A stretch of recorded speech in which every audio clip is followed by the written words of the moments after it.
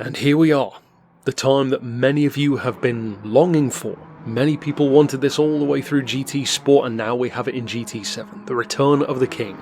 Easily one of probably the top 5 most iconic cars of the entire Gran Turismo series, maybe even number 1. You could certainly make a good argument for that. The Suzuki Escudo. Pikes Peak legend, of course. It was a record holder with Tajima at the wheel, and of course it was something of a pinball. In the older games, you could just bounce off of walls with it, and the sheer power and acceleration and grip, you'd just beat everything from rally cars all the way up to prototypes, and even something like a Polyphony Formula Gran Turismo, or a 001 or 002 in the older Gran Turismo 3 games. Now though, the game itself is much more realistic.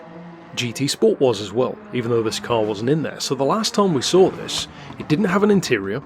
It wasn't a full HD, or a premium, in other words, and it was in GT6, a game wherein, the FIA stuff was nowhere near as much of a thing. It was just the Academy back then. You could still bounce cars off of pretty much any surface and win events easily, online even. And, of course, we still had stuff like 320mph Alfa Romeos. So how does this car hold up now? Well, some criticisms have been levelled against it.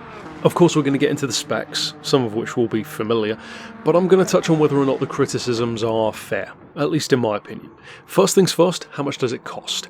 1.7 million is the price from the Haggerty dealership. We could only access the car today for purchase, rather than yesterday when the rest of the update came out. Likewise with the 1932 Ford, which is 450,000 credits in comparison, so this actually is not as expensive as I thought it would be. I was expecting 2.5 million or so.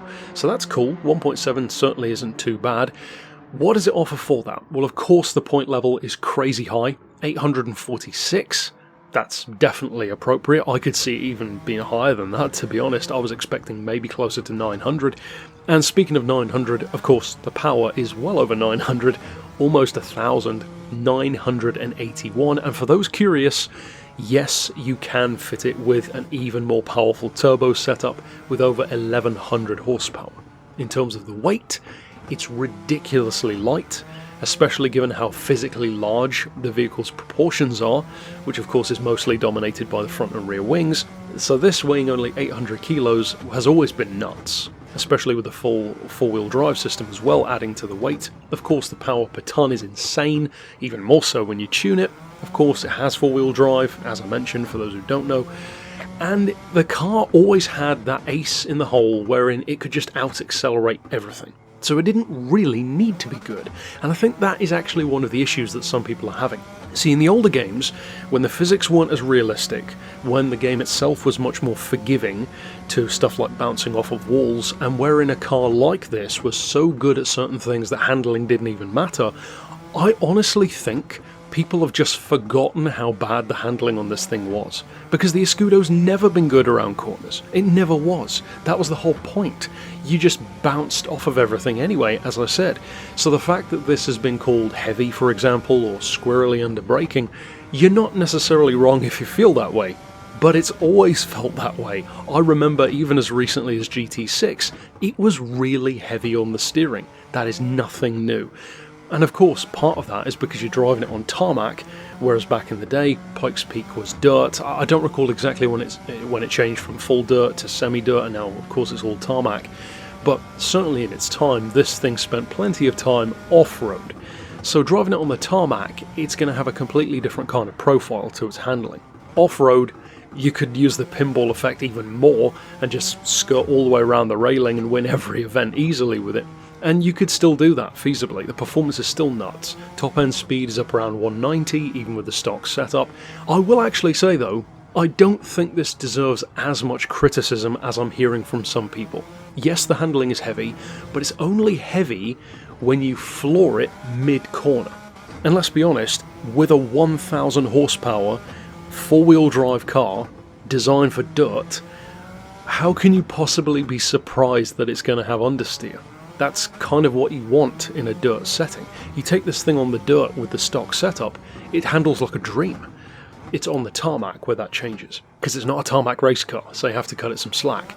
The only downside I will say the car has is the chronic turbo lag. It actually reminds me of my Evo, because that thing takes so long to spool up when I floor it that you kind of have to accelerate a couple of seconds before you actually want it to kick in. That is one of the methods I would recommend using, in fact, to drive this car effectively. Don't accelerate out of a corner, accelerate just before you need to. And there really is a fine line between accelerating too early and getting understeer and too late and getting lag.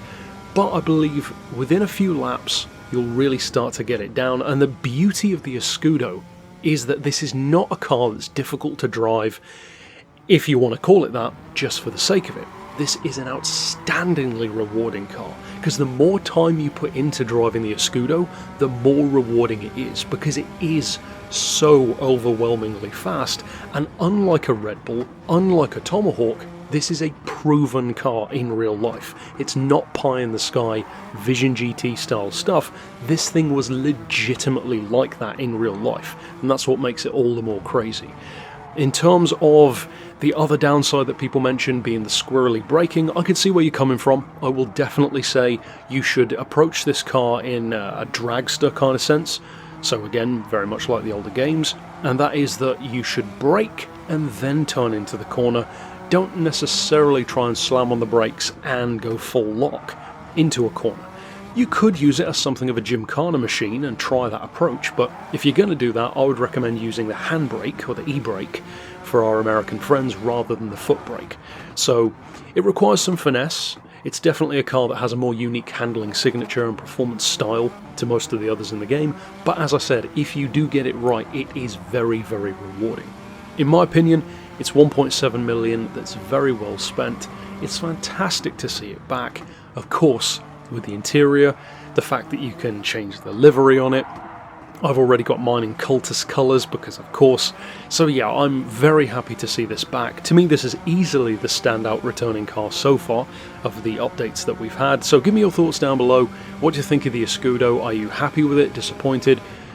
What do you plan on using it for? Because it certainly has plenty of potential in that regard. And of course, stick around on the channel over the next few days, wherein I will be also reviewing the 1932 Ford, and of course the Group 3 category Suzuki. So that's it for this particular review. Check out others on the channel already if you are so inclined, and until next time, I'll see you then. But for now, as always, thanks for watching.